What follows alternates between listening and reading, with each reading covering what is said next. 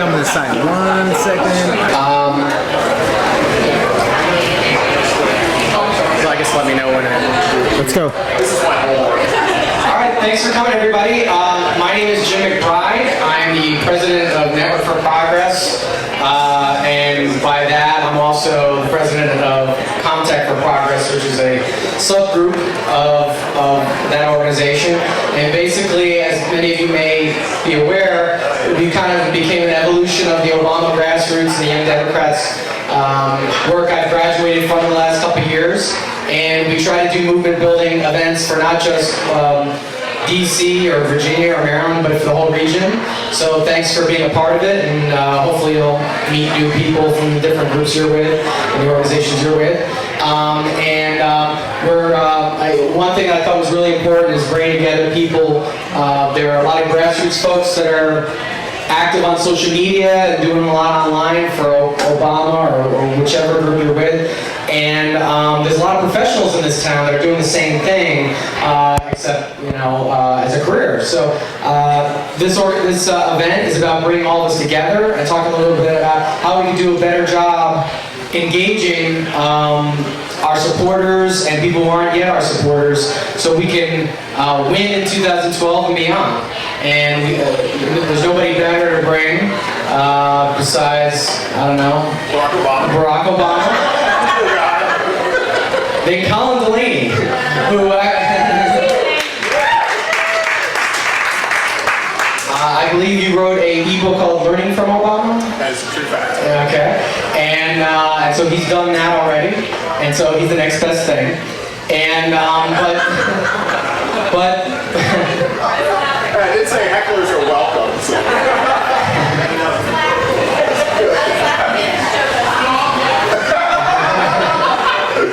Anyways, I wasn't really trying that hard. So he's going to talk a little bit about what he's learned and what he can share with us, and hopefully will make us better activists for 2012 and beyond, or whatever cause you're involved in. And so I guess with that, I'll let Colin take it away and enlighten us. Really, I'm here to try to make all of you better people because, I'm such a good role model. Drinking my bottled water here. Can y'all hear me without the microphone? Okay, very cool. And also the hashtag is Progress Meetup. All right, feel free to tweet. So I guess the only way to start is give me a microphone. Oh, beautiful.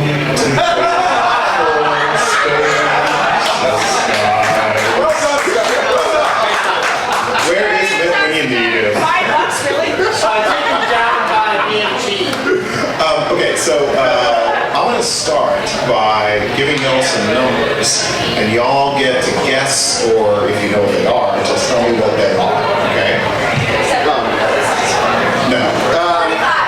Now I got to name the number. The first number is 196. What do we think that is? Oh, shit, son. I'm not drinking. My bar tabs are like $20 usually. How much is the highlight? What do you think? 196.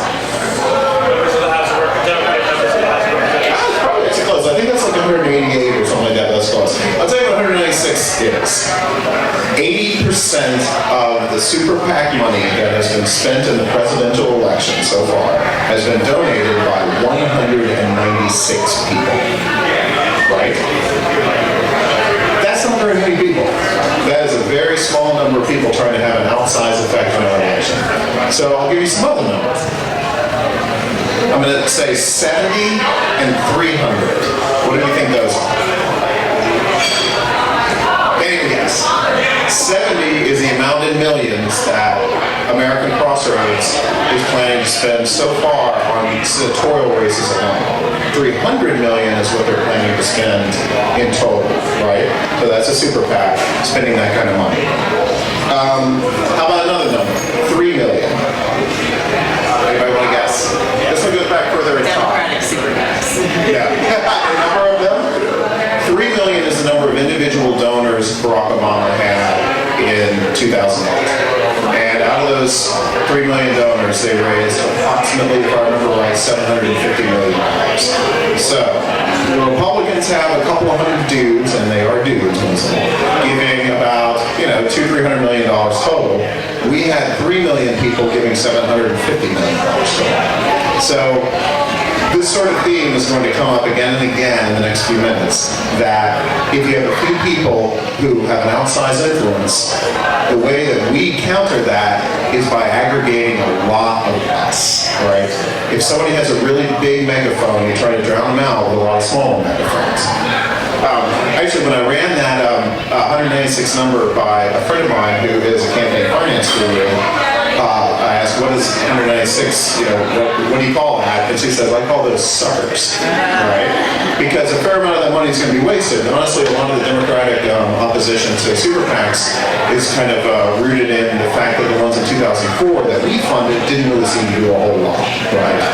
But I would argue that super PAC money spent on a presidential race isn't likely to matter a whole hell of a lot. There's going to be so much money flowing around. People are going to be able to get information from so many different sources. If you dump $500,000 into a congressional race in the last 3 weeks, that can make a difference. A few million in a senatorial race, that can make a difference. So if we're going to talk people power politics, I think the first thing we need to think about is where to apply the people power, right? So if you were going to make a choice about where to spend $100 on a political donation, where do you think it would make the most good? I would say Congress is good, local race is even better. If you can spend $1,000 on a state legislative race, or $100 on a state legislative race, you live in Virginia, you live in Maryland, that's where you can have an outsized influence. But there are a lot of other places that you can have an outsized influence, right? What do most people make their voting decisions based on? Consistently found again and again and says what? Sorry? Well, no. Where do they get the information that determines their choices? No. Actually, in friends and family tend to rank number one. Now, TV ads are high, right? And your friends and family may signal TV ads.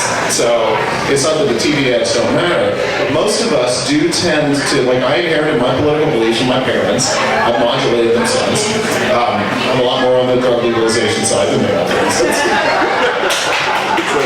God bless us all. But seriously, when we sit down, like one of the most effective during the 08 race in the primary, there were a lot of kind of intergenerational discussions between children who went for Obama quickly and parents who were a little more skeptical and needed to be brought along. And there were groups that were trying to mobilize college students and 20-somethings to talk to their parents about Obama. Again, because this was a trusted voice. So, if we're going to talk people power politics, we'll talk really quickly about what you can do, and then really quickly about how to make it happen, and then after that, let's talk, okay? So, my background, just so you understand, so that this has context, is I got started in Texas politics 20 years ago, where politics is kind of a contact sport, right? I mean, it's not, this is not for play. If you want some stories, I'll tell you some. I watched a guy get every one of his bills killed in like 5 phone calls one time. Pretty impressive. Like everything that his constituents wanted was destroyed before his eyes. I've been working in politics and digital politics now for 15 years, and there's a lot of hype about, especially back 15 years ago, there's a lot of hype about the internet's going to change the world, blah, blah, blah, and it has in a lot of ways, but most of what we do politically online is just a continuation of something else that people have been doing politically for a million years, right? So ultimately, to me, beer is in the way.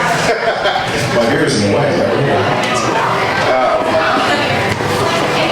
So I think there are 2 basic things that people in DC need to think about, 2 basic areas. What individual people can do to make people power politics work, and then what we can do as organizations. So what are some things that we can do as individuals? What can we do? Abigail, what can you do? Besides drink. What's something you can do?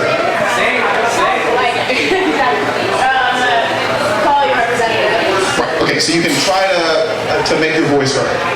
You can also maybe donate money. You could one were to have money, one could donate money. You can act in your local community. You can go get involved in local politics. You can create content. You can make a video, right? I had a friend who, right after Sarah Palin criticized community organizers at the Republican convention in 08, she put out a YouTube video that got like 50 or 60,000 views, talking about, basically the sort of the Jesus Christ as community organizer sort of thing. That community organizing is not something new and weird. It was just one person giving an impassioned speech to a camera, but it got seen by tens of thousands of people. So we can create content. But the other thing, and maybe in some ways the most useful thing, is that we can be an information hub, right? Now, how many of you all are from DC? Okay, so 1, 2, 3, a few, a handful. How many of y'all are from Maryland, Virginia? A few more. How many are y'all from further afield? That would be the rest of us. So we all have friends and family back home, right? We can be information conduits out to the Fox News world, right? I don't know if y'all saw there was a study out a couple of weeks ago that basically Fox News viewers are less well informed about current events than people who don't consume news at all. Which is kind of frightening, but it's sort of true. But you really do. We all live in information bubbles, And I am sure that I have high school friends from Palestine, Texas, who have unsubscribed from my Facebook feed because I posted all that darn liberal bullshit out there all the time. But that is another thing that you can do, right? I mean, we can give money, but we can also give time, and we can give thought, and we can give leadership, okay? As organizations, so you want to try to break down those silos. You want to try to break down those information bubbles that people live in. Put things out there. Your crazy uncle sends all the Tea Party crap. Why can't we do the same thing, I think a lot of times, we want to be nice. We don't want to rock the boat. But the Fox News viewers are really happy to rock the boat most of the time. They're going to tell you what they think, and they're going to tell you what Rush Limbaugh said yesterday, if they can remember. So, what can we do as groups? Because how many of y'all are nonprofits? Yay! Wow, that's actually really small. What are the rest of y'all doing? Seriously, what are the rest of y'all doing? That's right. Y'all do stuff, probably. As organizations, we can do a lot of different things. We can mobilize our own members, right? We can try to get them to become those individual evangelists. And again, I think that's probably one of the most important things that we can do. And then we can try to reach out to those persuadables. Maybe that involves advertising. Maybe it's a cool meme on social media. We had really good luck at my day job with when the Paycheck Fairness Act failed for the bazillionth time. Recently, we put out a little thing that was two women dancing in Victorian garb, and the little caption was, "Oh, can we get out of work 23% early now?" Yeah. So and that got that ended up on I believe it's the chief operating officer of Facebook's own page, and it was the most shared piece of content she had ever posted. So you hit the right moments, and a silly little thing like that can really spread far and wide and capture something. So we created a piece of content that a lot of people became evangelists spreading it. And hopefully it got in front of some persuadables. Now, how do you do these things, right? How do we get the word out? Well, it just so happens I have an ebook. None of this is rocket science. We all know how to post to Facebook. Running an email list is not crazy difficult. It just takes a lot of thought, time, testing, and all of that. And the techniques for doing all of this are widely available. The question is, are we going to give people the tools to go out and make the case, right? We have to do our best to educate people, to motivate them, to mobilize them, and then to give them specific things to do. Spread this content, share this, tell 5 friends, whatever it is. Because the other side is going to fill the airwaves. If I lived in Ohio, what would I buy today? Anyone want to guess? Gold! Gold! I would buy gold. Gold in the Tar Hills. I would buy a TiVo. Because television commercials suck, right? And all you're going to see for the next 3 18 months is the same dark music, headlines, this person is evil and in league with Satan. That's all you're going to see. So to counter all of that, because they're going to take out the positive of the ad deluge is that, people are just going to tune that after a while, right? So again, what cuts through the clutter is those kind of personal connections. Okay, so, am I crazy? This is bullshit. Let's throw it out. Let's turn this into a conversation. What did both say? Yes, those are indeed two separate questions. Am I crazy? One. And two, is this bullshit? So, okay, sir. This is Danny Boylan has the floor. One of the things that you started by saying was that we can be influencers in our community. Right. Community of friends, our community of family. We're influencing the crazy Uncle Tony who listens to Fox News, watching and sends out people on email. My problem with that assumption is that, My problem with that assumption is that the people who listen to Fox News and Rush Limbaugh and send out the crazy Tea Party emails, they cannot, in their minds, they cannot be debunked by those liberal claptrap sources like the New York Times and Urban Institute and any other normal think tank. So how do you debunk the bullshit from them? How do you disprove them? Right. Well, step one, you don't. Right. You can't. The 3 to 5 million, whatever it is, people who watch Fox News regularly, they're lost. There's no way to go. Right? They have joined this club. Who you can get to, hopefully, is the 10 people that each of them talks to. Right? So, because, again, the danger of Fox News isn't just the Fox News robots that listen to it. It's all their friends on the job. Right? It's their buddies, over at the Walmart, whatever it is, sitting in the coffee shop. So if you can become another source of information that presents a different point of view, but also, generally, facts aren't the best way to rebut something, unless you're arguing in an academic journal. The best way to rebut something is emotion. Right, is to counter an emotional, because if you look at the Fox News thing, everything they do is just emotional push button, right? This whole thing with the, now this wasn't Fox, Harry Reid went along with this too. The whole thing about the Olympic uniforms being made in China and everybody flipping out. That is not rational. That is, everything I'm wearing right now, I'm sure it was made of. You know what I mean? I take it off to show you, but I don't know if it's that kind of party. But seriously, that there is no you come up with an emotional argument to counter an emotional argument, and some groups may just be lost causes. Like right now, Southern white men, I think, are a lost cause for a while because it has become macho to vote Republicans. When I was a kid, that wasn't true growing up, but now it really is. Now Southern women are potentially a different story because you can reach them with things that resonate with their own lives. The Republican attack on birth control recently was a good example. Because I think that most women take birth control at some point in their lives. I think 98%. That's one thing to think about. Another thing is to think about other audiences. Like in the South, again, Latinos are a growing community in a lot. Like I think North Carolina is almost 10% Latino now. So even in places like that have been red for a while, there may be particular segments that you can get to. But that's more from an organizational point of view. From a personal point of view, you separate the law. It's like triage. The Fox News listeners are dead, right? But who's wounded and can be fixed? Okay, next. And thank you, Danny, for starting off.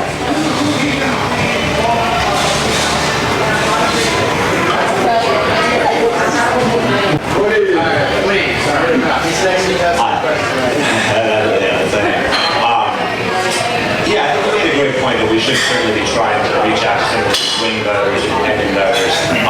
But I think, one of the most valuable things we can do for our own network, because probably our network on average leans to the left, is to turn a lot of Obama supporters into, Democratic supporters into Democratic volunteers.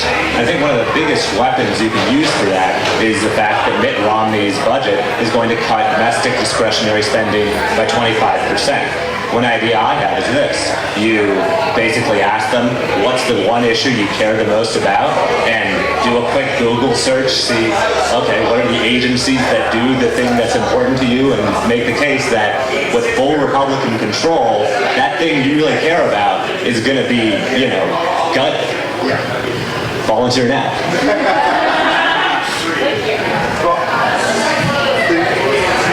I think you made two good points there, right? But I want to separate those two ideas out. One is if you can get people to volunteer, they're invested, right? Like if once someone has shown up to volunteer even for an hour at an office, they are so much more likely to turn out to vote because they have put their time and their energy into the campaign. And the big struggle for the Obama campaign has been to go back to and they had people doing this a year ago, right? Going back to their old list and calling up individual supporters and having long conversations with them. This is one reason they were spending so much money all the way back last fall was to hire staff to do this kind of thing. So they're trying to reactivate those folks. The specific argument, when you said they're going to cut the domestic discretionary spending, I immediately went to right? Because I know what you're getting at. And from a policy point of view, that is absolutely correct. But the second part was the important one.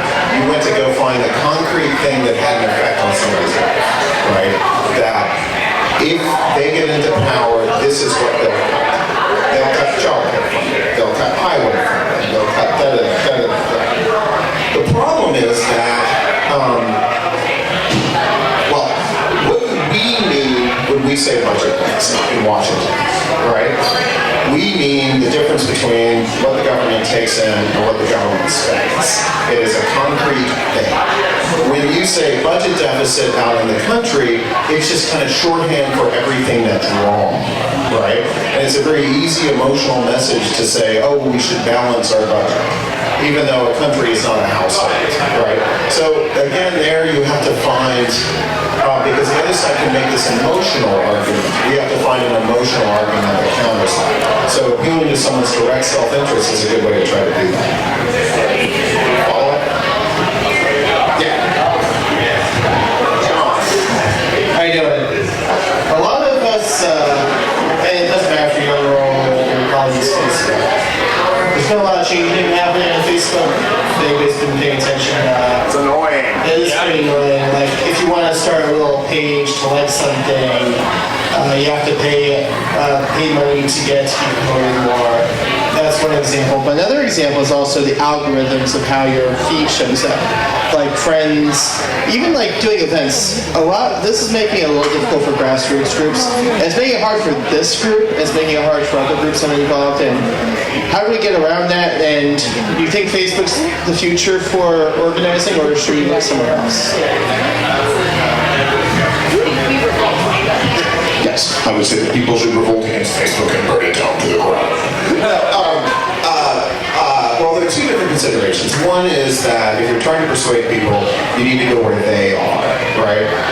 In the old days, when it was all retail door-to-door politics, you sit outside the mall and get signatures for your petition or whatever. And that's still a really good thing to do. But now, half of America, 2/3 of America is on Facebook. They spend a lot of time there. It makes sense, to spend time there as well. But if you don't own the list, you have no control. Facebook could shut down every Facebook page in the world tomorrow, and it would be annoying. I'll tell you one thing that they did. You talk about the algorithms. When you do Facebook advertising, you're effectively calculating your cost per acquisition per member, right? And I'm going to spend $1.50 per click on this ad. X number of those people are going to like the page. I'm going to compare that to the cost of acquiring an email address through Google Ads or through Care2 or Change.org. I'm going to make a rational economic calculation about what's the most effective way to do it. Facebook changes its algorithm so that your page's posts show up half as often. So your Facebook follower is now worth half as much after Facebook spent years getting you to spend money on advertising to get that follower. That's bullshit. But there's no way around it. It's Facebook that made the rules. So to me, like the people who got really super enthusiastic about Facebook as an organizing tool a couple of years ago, they're risking something. You're playing in somebody else's walled garden, and they can throw you out anytime they want. Now, I think it's totally different for individuals. If you're talking about individual activists, like if I'm trying to convince friends and family, Facebook is a great place, right? Because again, that's where my friends and family are. So I think a lot of the work is to get people to take action out of those places. And again, it's how the tools play together. What is the best way that I've found, and that millions of us have found, to get people to post something on Facebook? Any guesses? Sorry? Well, besides all of those, independent of what you do to the content, but what is the most effective way to get a lot of people to post something? Email them. If you want a lot of people to put something on Facebook and Twitter, send an email to your list and ask people to put it on Facebook and Twitter. Of course, you'll also put it on Facebook and Twitter yourself. You'll try to mobilize those audiences. And then you'll try to build your email list through Facebook and Twitter. And maybe what a lot of groups have found is that your most committed activists are on your email list and Facebook, right? So you're trying to engage them consistently on Facebook, setting them up for when you send the appeal via email. But it's really how the tools work together that matters. Who's next? I think it's September 23rd is National Registration Day or something. Something like that. For the first time ever, we have a National Voter Registration Day. I'm wondering what your thoughts are on sort of the difference between tactics used to sort of engage our audience and get them excited about things versus where we should be going to get people registered to vote and then sort of hitting them up again. Because we can get people excited about all we want. We can send out all this great content. They can learn as much as they want at the Republican Party, but they're still not voting. Yeah. Were you at that event last week? Yeah. Of course, yeah. So, Abby and I both went to an event that the folks at Beekeeper Group put together last week. Is Tyler still in the house? No, okay. Put together last week on voter turnout operations. And the people were making the point that at some level the election will be won in September, right? Because the voter registration, I believe all of the battleground state voter registration meetings close in early October. So by late September, early October, the shape of the electorate is set. Okay? So you have three tasks. One is, if you're an organization or a person, to make sure that those who are closest to you have actually registered. Right? The people on your own email list, your immediate friends and family, whatever. Unless they watch Fox. Unless they watch Fox. Although, you never know. I mean, I think registering to vote, sort of, I think there's a certain sobering effect. But yes, I mean, if you're crazy uncle, he's probably already registered anyway. But to make sure that the people that we agree with, that we're closest to, that we can actually influence, if you're an organization, it's your list members. If you're a person, it's your friends and family, that they have actually registered to vote. The next step is to get them to turn out. And again, that comes down to the right messages and sometimes just the right nudge. Calling your friends, sending a text to your friends. Did you vote? I'm too reluctant to meddle in other people's business to do that stuff. But other people should, and all should all do it. To make up for my own shyness. I have a quick question. You mentioned that the best way to counter an emotional argument is with an emotional argument. A good way to do it. It seems like the opposite side of us likes to demonize a lot. That's pretty much their MO. So what would you recommend when we're really getting into that negative part of the cycle, which is going to come up soon? Like you said, with that $300 million, that $70 million coming up to play, and other groups having their money too. How do we find the right emotion to counter the negative emotions that they're going to portray and the negative attacks that they're going to put out there? Barack Obama ran more negative ads than any candidate ever in 2008. He was hoping change in public, and he was negative on the television, right? It's only going to get worse this time. I mean, the strongest emotion is fear. I went to a really good panel at Southwest this year on sort of the emotions of mobilization, I guess, and customer. If you're selling a product, you probably want a positive association, but even then, you want to scare somebody into thinking that they need it. I need an alarm system because my house is going to get broken into. I need the little thingy that I push into someone's help because I may have fallen and can't get up. But yeah, it's a tough one. I have a bad feeling that it's just going to get really, really, really ugly in the next few months. And the Obamas will be right in the thick of it. I mean, right now, the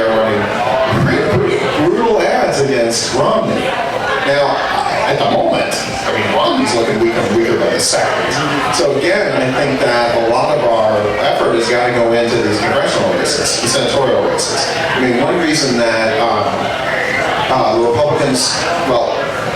the Republicans are fighting on relatively favorable ground in a lot of congressional races because they won state legislatures in 2010 and redistricting happened and they control redistricting in a lot of states.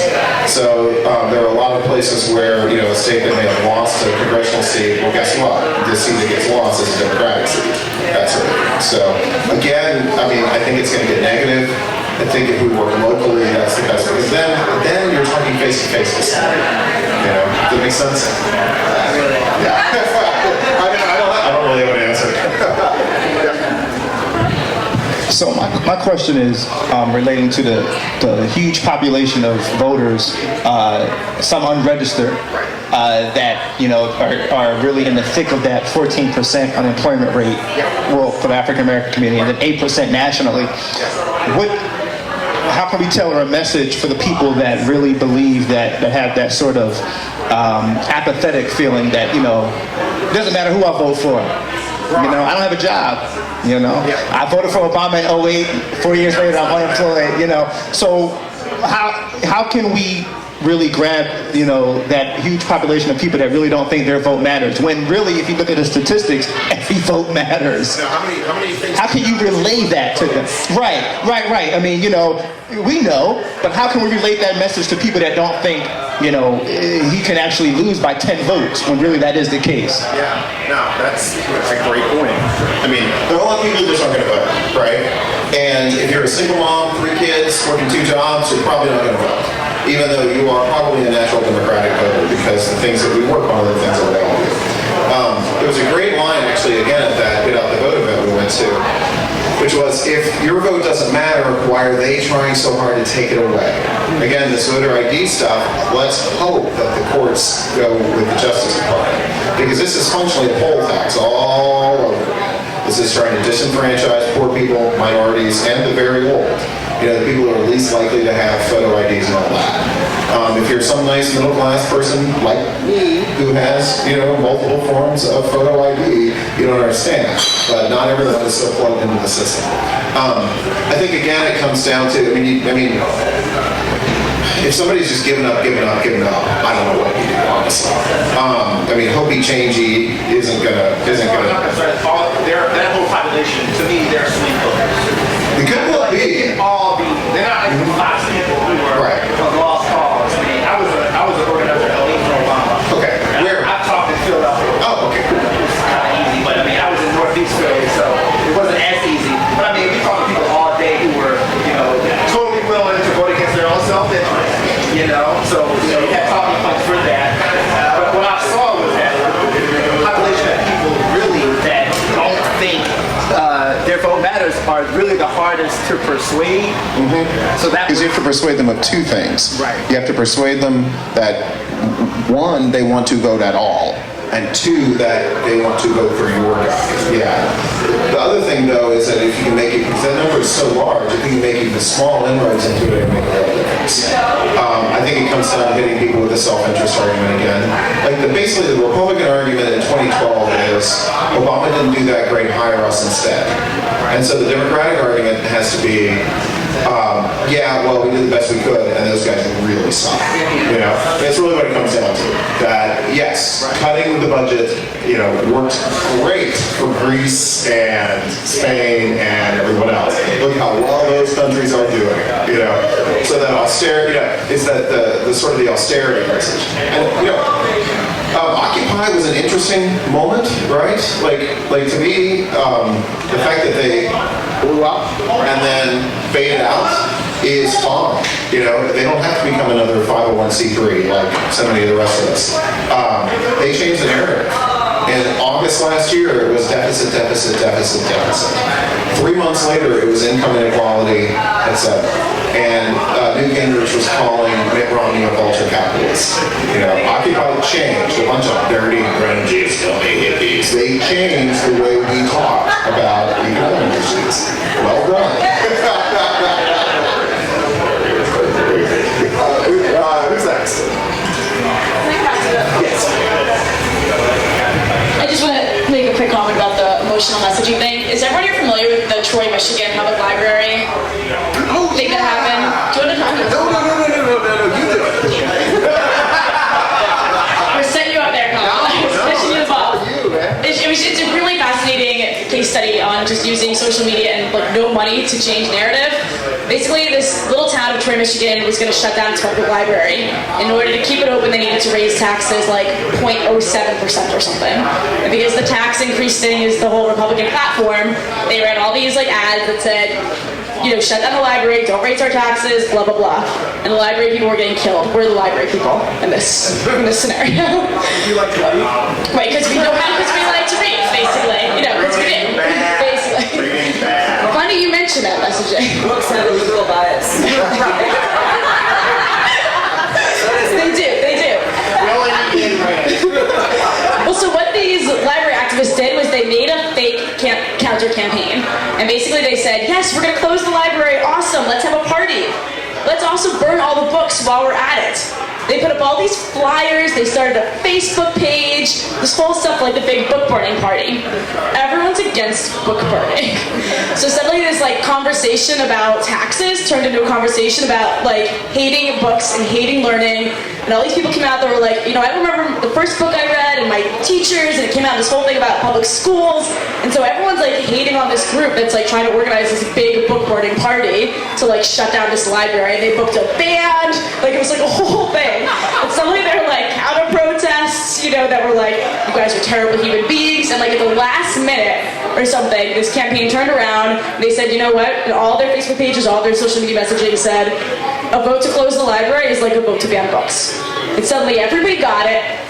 Voter turnout for that one ridiculous like vote that nobody else cared about increased like 350% or something. More people voted in that town for that measure than for just anything else on like a normal basis. So it's tricky, it's really fascinating case study, and it just happened pretty recently, right? Yeah, that was like but there are ways to change messaging I think if you just go back to value systems and like what are they really saying? I think if you just always go back to they hate freedom, like that works. Yeah, fantastic. Right, who's next? Speechify, testify. Like you do. So if you can capture a friend, whether it's one sentence or one cause to start the process, whatever. You don't want to put out your whole Rolodex, but Facebook's great. We push it all the time. You know, LinkedIn or Twitter, whatever the case is. That Michigan story, that's an awesome one. But I guess my question to you is, if you can't really get someone to like your page or become your mate on LinkedIn and you're not responding to like an email, what is like the next avenue to grasp an attention? Not really looking for monies, but just like get them interested in a cause. Yeah. Well, I mean, some people are just always going to be unreachable, right? I mean, the only countries that have voter turnout around like 90% of the ones that make it mandatory. We could do it a lot easier. We could, you know, give people a day off to vote, that kind of thing. But that would increase voting, and we're Republican, you don't want that. So, a lot of people are just lost cause. In the advertising world, the rule of thumb is that you got to hit people, what is it, like 5 times. In the modern world, probably more like 15, just because of the message overload that we're under now. And I forget what numbers there are, that the number of advertising messages somebody sees in a given day. You're looking around the room here, I see Barack Obama 2012. I don't see much else except the sign for the bathroom. So this is a relatively, oh yeah, the TVs are off. We've seen an ad for DirecTV, please. I think the only other way, if someone won't voluntarily join up and you can't kidnap them and chain them down, you just have to keep sending information. But just not everyone is going to be available. I mean, you know, if you really get down to it, what is the worst in the last 150 years? What's the biggest margin in a presidential race? Wasn't it like 61-39, 62-38, something like that? 61-30. Is it LBJ? Yeah, against, you know, a guy who wanted to nuke Russia at a point that would have exterminated the human species. So even then, the best you could get was 60-40, right? So a huge chunk of the electorate is always off limits to either side. So it's really focusing on those groups in the middle that you have the potential to persuade. Now, every now and then, you can grab somebody, one of the committed. People do have, what's his name that Media Matters? Brock. Yeah, he used to be, hardcore right-wing operative, had a change of heart, flipped over. Those things do happen. And Andrew Sullivan, went through an evolution. So you can pick off influential voices or people who are otherwise ungettable, but there's probably going to be a side effect of trying to get the ones that are more in the middle. I mean, so all this money is getting spent on about 5% of the electorate, which is crazy. So, next. Comments? Yeah. The story about the Troy Michigan Library, I think really emphasizes the point that whoever defines the issues wins. If you allow your opponent to define the issues, you will always lose. Unless your opponent's an idiot who defines your opponent. Yes. No, I mean, but I know what you're saying. Yeah.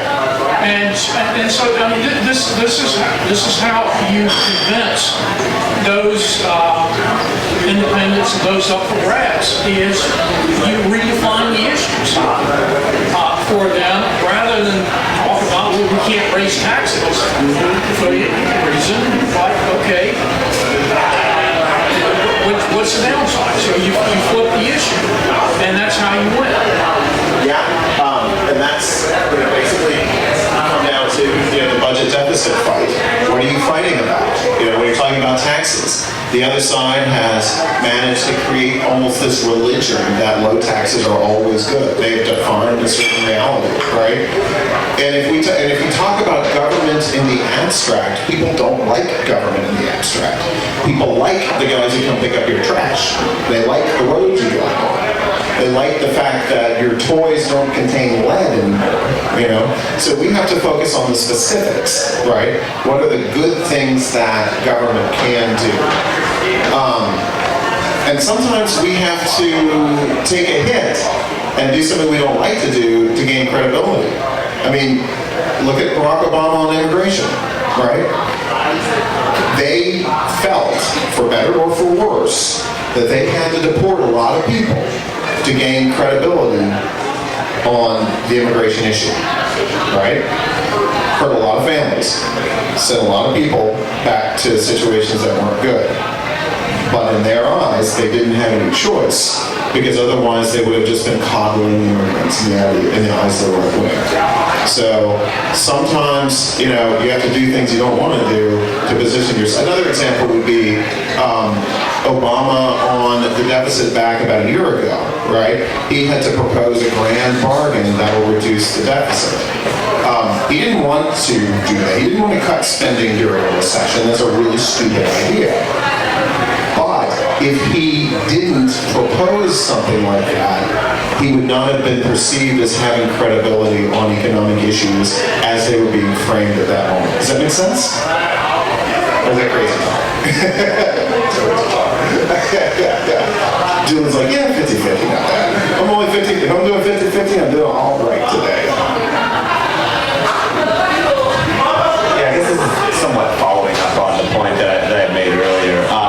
I guess it seems to me like there's a very, very narrow band of true swing voters, and already, as you said, there's hundreds of millions of dollars that is being spent on them. I guess when I see there's like something like 68 million people who voted for Obama. I can't remember exactly. That was 80 million. I remember there were like 110 million voters Okay, all right. Well, when I see those tens of millions of voters, I mean, I feel like there are, among them possibly hundreds of thousands of potential volunteers, and I think the news media, the campaign ads, they're all geared towards those swing voters. But I don't think enough of those potential volunteers have really heard the case thoroughly enough. And so I think, certainly localizing, the national policy issue, like, talking about a project that probably will be stopped if, if Romney gets elected. Even like, bringing up some, fearful prospects in the future. I mean, a conservative Supreme Court that overturns Roe v. Wade, and that will be there for decades. No, not a conservative Supreme Court that overturns Roe v. Wade. Republicans who get into office and make women have abortions at back alleys with coat hangers. Yeah. That's how you frame it. Absolutely. That kill women. Yeah. That's the thing. I think, the Obama campaign is a little reluctant to, make these really, scary arguments because, independent voters may be a little skeptical of that. But, if you had told us in 2000 that George W. Bush was going to, invade Iraq, a country, and be responsible for 1 million civilian deaths, you would have thought we were crazy. We need to be warning them about these catastrophic possibilities. Say, this can happen. You need to stop this. Yeah, and again, I'll go back to the two different things. I mean, persuading people to volunteer is hard, and it's almost always going to happen from a personal appeal for the students. Like, you don't recruit volunteers from a TV commercial. You recruit volunteers. Now, maybe you get them on the website, TV commercial sends them to a website, they sign up for the email list, and over the course of a dozen emails, they are gradually persuaded to volunteer. But most volunteers, typically are going to sign up because they were just overwhelmed by the urge to do it, or their friend asked them to do it. But again, I want to come back to emotional messaging. That's what works together. But there are another couple of numbers, and I'm going to get them wrong. But the basic idea will be right. But the difference between turnout in 08 and turnout in 2010 was something on the order of 110 million in 08, and I think around 67 or 70 million in 2010, and that explains everything, right? America didn't change. The American voters didn't change in the sense that they believed fundamentally different things, that they had become convinced that Barack Obama was a socialist. Awesome. It'd be funny to see an actual real socialist in power. Let's nationalize, the steel industry. But basically, Republicans were fired up, conservatives were fired up, Democrats weren't, and we didn't show up, and we lost. Oops. So, yeah. And this is probably going to be about the last. How are we doing on time? Oh. I was so enthralled. How much time do you have? Well, let's see. No, it's just more again. I don't want people to go fall asleep. Is everybody awake? Okay, good. I wanted to make a comment on the abortion thing. One of my good friends told me today, and I trust her pretty well because she's the chair of the YDA Women's Caucus, Young Democrats of America, so I'm trusting her as a source. She said 60% of people agree that abortion should be safe and legal, and if you frame the argument that way instead of being pro-choice, that's more effective, because safe and legal is implicit of coat hanger, if it's not. So I just want to make that comment in response to that. But also I wanted to address the independent voter. I'm going to play the same game you played earlier. 40. Anybody know what that number is? Malt liquor? That's true, but actually that's the percentage of unidentified voters polled in Virginia. That's about 40% of voters. Unidentified, what do you mean? Not registered with, nobody registers. You only identify in Virginia because you don't register, but so it's not official, but it's done by a poll. About 40% of people in Virginia identify as independent voters. So that goes to say about swing. There's quite a bit of potential for swing in Virginia, and that's an important state because a lot of people here are probably that's where you're all going to be knocking on doors. I'm hoping. But would you say it's fair to say, is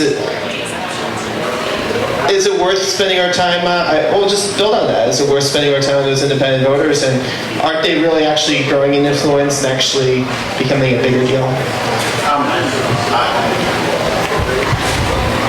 people have actually tried to write lately about sort of the myth of the independent voter, that just because you don't party identify doesn't mean that you don't have, or doesn't mean that you're without bias, right? So, I mean, most of us veer one way or the other. There aren't that many people who are truly, truly uncommitted in the middle. You are?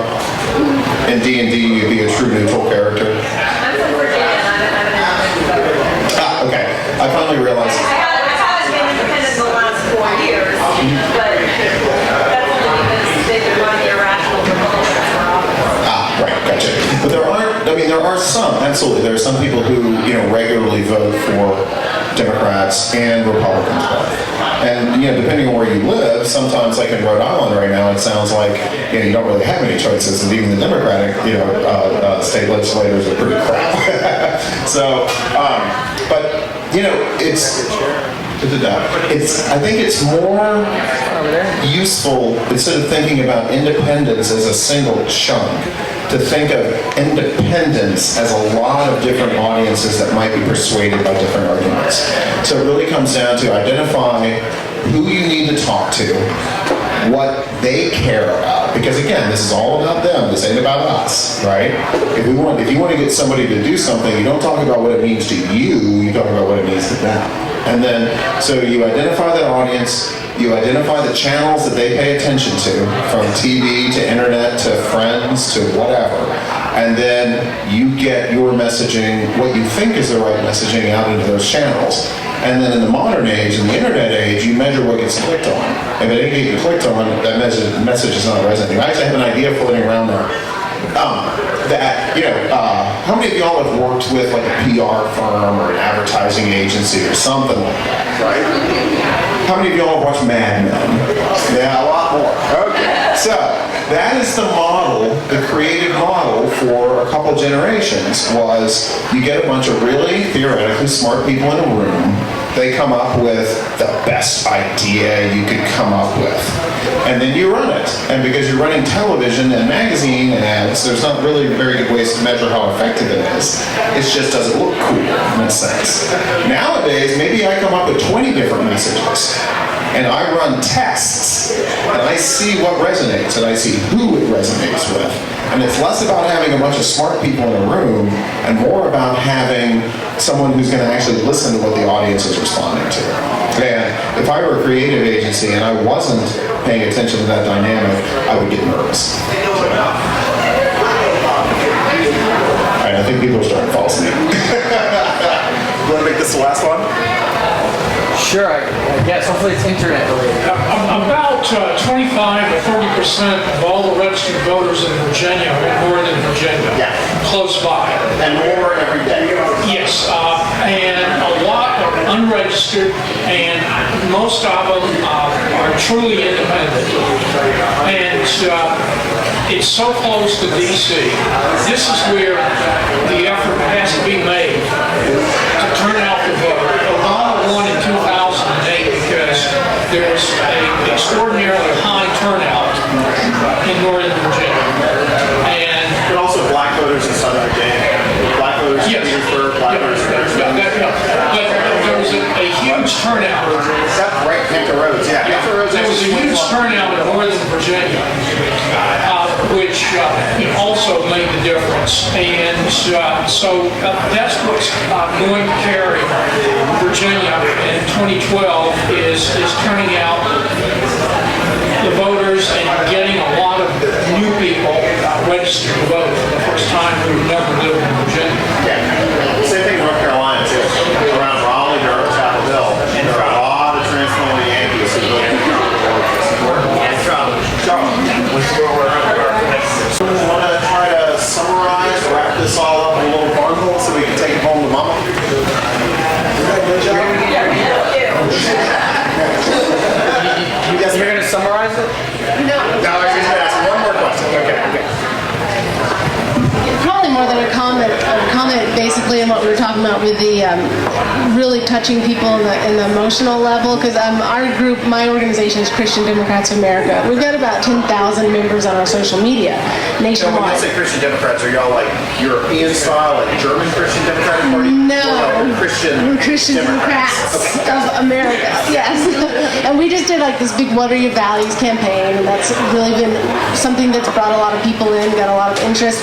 I used to go through these news stories, and I'd post these big blogs on news stories. We're still doing that because we want to basically give our perspective and change the dialogue of what Christian values are and what real family values are. And so what I've realized though is people, we throw these news stories up and we get about 5 likes, I mean, maybe a comment. I posted something on healthcare being a human right and something that's a human right and not just a right for the elite or for people that have a full-time job or people, and like 55 shares within like 2 hours, More things like that. And that's what gets, and you're talking about, though, obviously we need to be trying to hit more of the moderates, but people don't want a moderate message. That's what we found so far. They want a really strong message, and that's what shares. That's what gets the buzz going. Now, I think you're making an absolutely really critical point that the messages that resonate with true believers are different than the messages that resonate with that handful of people in the middle you're trying to reach. So a lot of times we're running 2 messaging campaigns simultaneously. One is aimed at the people on our list or the people that already support us, and that is to get them fired up and get them to actually do something, to get them to leave the house, go vote. The other one is to try to pick off those few in the middle. And the great thing about the internet is that now in the TV era, everybody got the same commercial. In the internet era, I can send you as a true believer on my email list one message, red meat, raw, if omni bad. Where I would hit, run a Facebook ad to try to capture somebody who is not already on my side. I would run a much more nuanced and tailored message for what I think they might be interested in, and then I'll let the data tell me if they actually are. But yeah, that's a good point. Abby? Okay. Oh, great. Abby should disagree. So my question is, okay, got 55 shares and that's fantastic. Are the people who are already liking your page, were they already leaning towards you and they already kind of have the more liberal message and they're excited because you are rallying your base, really? Or because they're kind of the more moderate people? And I think the difference is, are you trying to get more people to like your page and more people to share your content who are super involved already and you're trying to deepen your engagement with them and get them more excited and sharing more? Or are you trying to broaden your audience, your community? Because maybe, I think that it's just a suggestion, but I think that each message you put out, it's got to go to different kinds of people. So you have to look at, I think just saying the more extreme message worked already, it only worked with the people who already liked your page and who are already seeing it, and maybe that's never going to stick with, and that's great, but if you're trying to broaden your message because you want to get 20% increase in the people who identify as moderate to become your Facebook fans, then that 55 shares is going to be less valuable to you. So I just be careful, it's not like you're sending it out to the masses and saying, and just extrapolating from that, extreme messages work. Yeah, I think it's good. Who are you targeting? Is that achieving that goal? Maybe work backwards from there. So maybe 4 shares to a moderate group is going to be more valuable to you than 55 shares within an echo chamber of the 100 people on your Facebook page who are sharing the same content. Actually, I'm gonna come down somewhere between the middle. Yeah. Again, I think you can segment, right? Maybe you need 2 Facebook groups. Maybe you need one for the true believers and one for the middle. I mean, a lot of groups will run multiple campaigns on different audiences, right? And that's why we do it, so that we can deliver different kinds of messaging. In the old days, a politician could walk into a union hall and give one speech. You go to the Rotary Club the next day and give a different speech. In the internet area, you can't do that because somebody records it, right? But we can still do it in how we target advertising, email, and other messaging. So to wrap up, you have the power. No, seriously, it really does come down to us. You know what I mean? Like we tend to talk about politics as these kind of broad, massive forces beyond all of our control. But who gets elected depends on several 100 million individual decisions, several tens of million at the very least. And every one of those decisions is made by a human being in a very human way, which means based on incomplete information and doing the best that they can. So if we can be one of those influencers, maybe we're the ones who swing one of those 200 votes that wins Wisconsin or whatever. And it's those House races that really matter. The more you can get involved locally, The more you can donate to a local candidate, spend time on a local campaign, persuade your friends and family in the local, in the local race, the more likely it is to actually matter. And this is a big deal. If we lose Congress, things that I don't really like to think about are likely to happen. Things that are going to lead to financial insolvency, potentially. Things that are going to lead to a lot of human suffering, potentially. These are emotional arguments. That's why I'm making them. Thanks, y'all.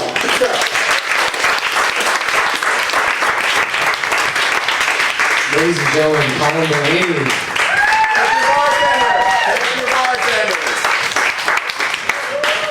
Since Colin is such an effective pundit, he definitely covered a broad range of messaging topics and things like that. But one thing that we want to do is bring people together to talk and to network and things like that, but also to be actively involved in kind of using the internet from more of a communications and technology point of view to make a difference in Virginia, which is close by. And there are congressional races like Connolly, and we have Kristen Cabral, who's running, who's like kind of Loudoun County and Prince William, I think.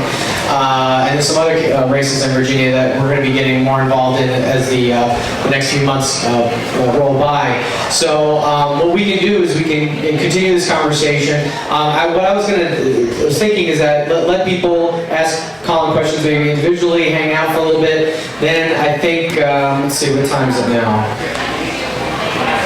Okay, maybe do that for like 15-20 minutes, and then if anybody wants to get more involved in like planning the next event, helping us with our Twitter for not just the Comtech crowd, but also for other audiences I'll be reaching out to over the next few months. I'd be happy to sit down with a few folks at about 15-20 minutes, say in that corner, and talking about how you can get more involved with on the communications and technology side, as well as maybe hosting our events, or any little thing that you can do to make a difference. Because one thing I learned in 2008 in Virginia, and working also in DC for Obama, is that it works best when it's grassroots. And that is kind of why, kind of the theme here today is that we can talk about super PACs on TV all day, but the bottom line is super PACs with a CK, which is, what I've been calling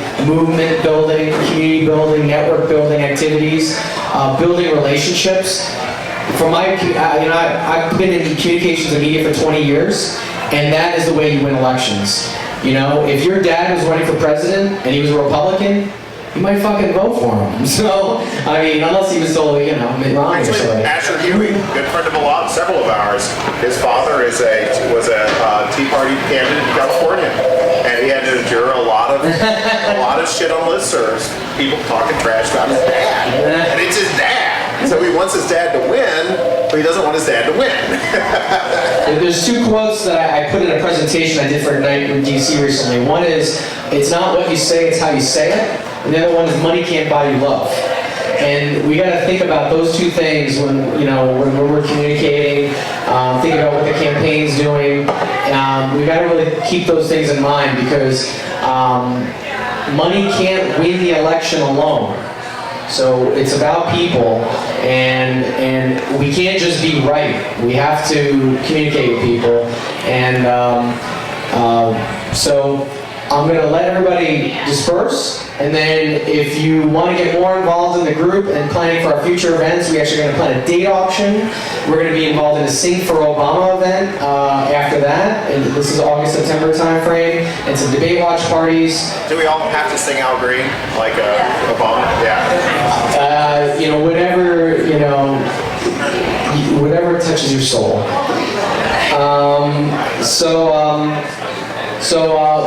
Thank you very much for coming, and have a drink before you go, and hopefully we'll talk again soon.